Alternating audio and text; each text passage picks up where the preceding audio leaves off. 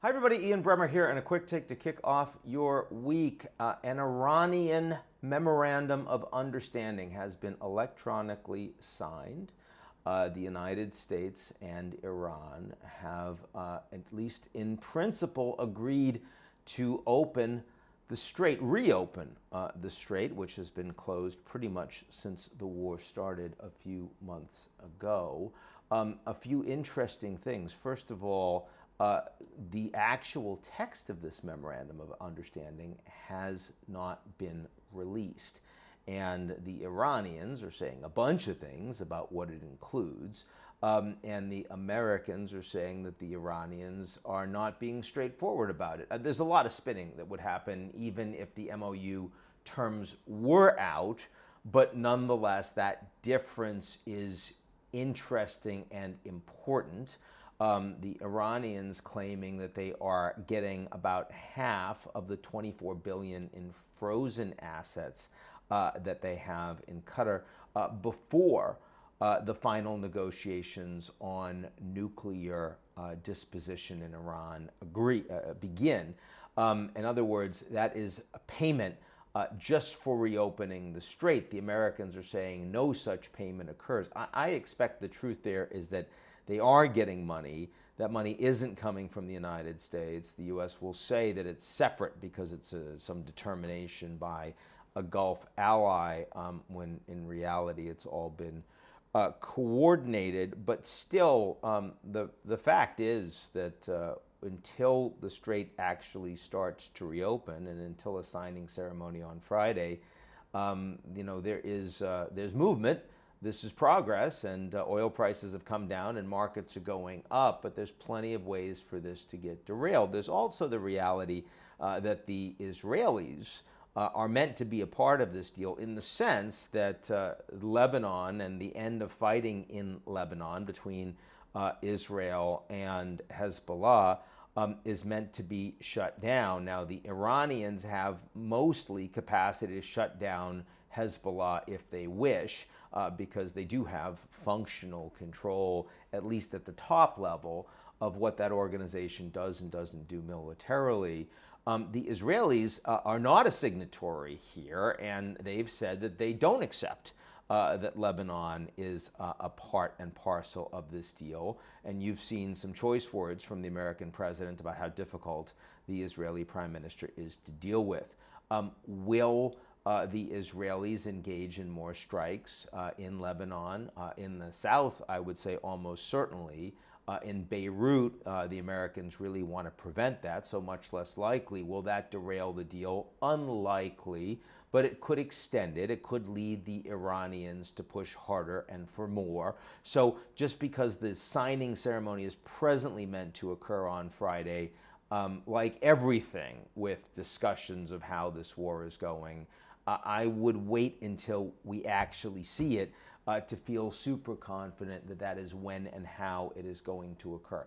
Having said all of that, it is clearly good news that the Americans and the Iranians are prioritizing reopening the strait.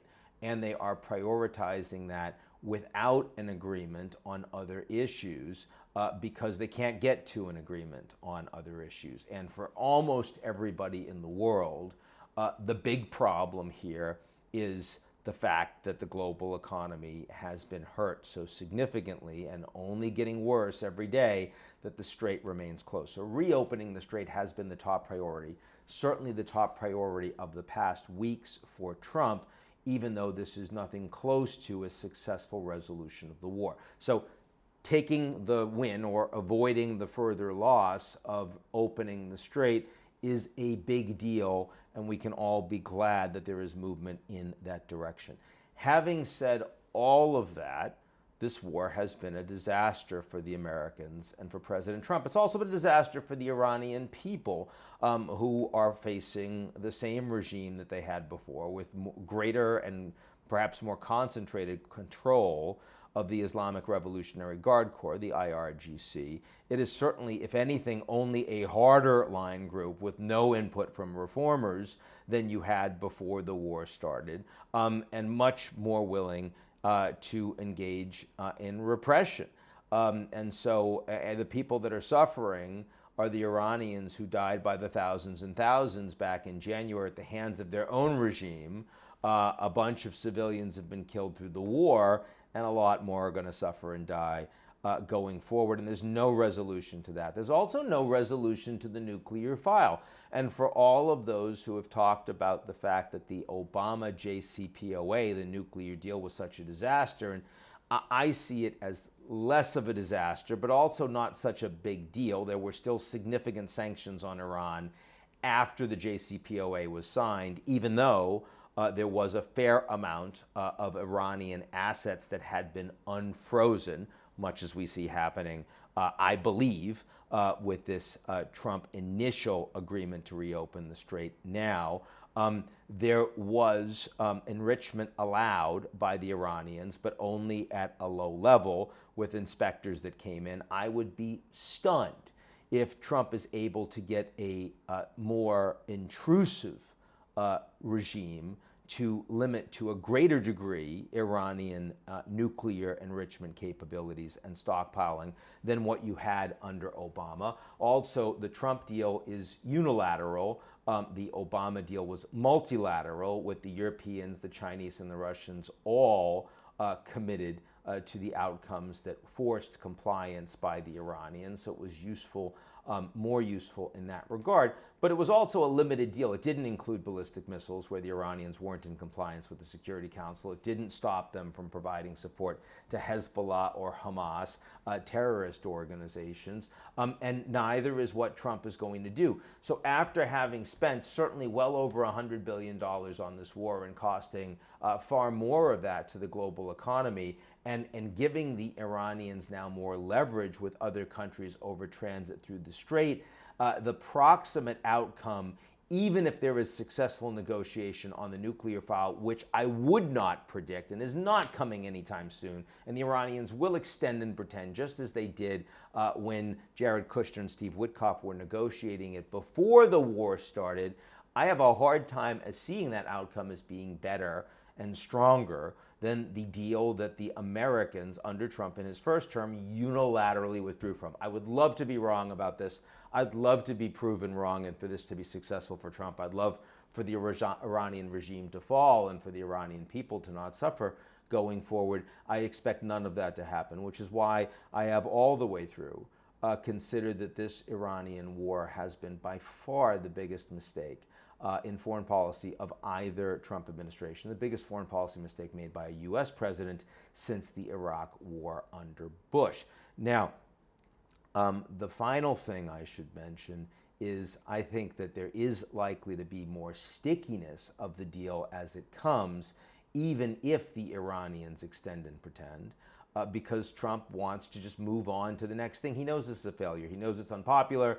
He's already dealt with the political impact of all of the economic challenges that have come, and he doesn't have a good way of selling this deal, which is why they are not publicly trumpeting what is in the memorandum of understanding. If they thought it was a really strong deal, they'd be coming out with it. If they thought it was a really strong deal, Senator Lindsey Graham wouldn't say, hey, what a great job being done by J.D. Vance, who was the architect of all of this. No, he'd be saying it's Jared and Steve Witkoff and Trump and how brilliant he is. And he isn't doing that at all. So clearly there are a lot of folks that think that this deal is going to end up looking bad and weak for Trump. And I am one of those people, but I also think that Trump will pivot away quickly, and that means a focus on Cuba, a focus on Mexico, a focus on the Western Hemisphere, where Trump has been more successful and is likely to continue to be more successful. And if he had only stuck with the national security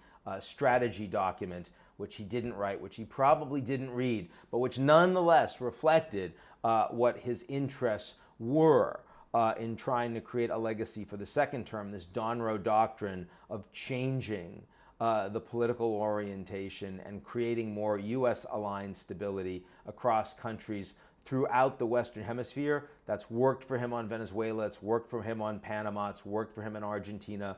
Most of the countries across the region are more aligned with the U.S. and with Trump than they were at the beginning of the term, and that will continue to happen, especially as we see more effort on Cuba.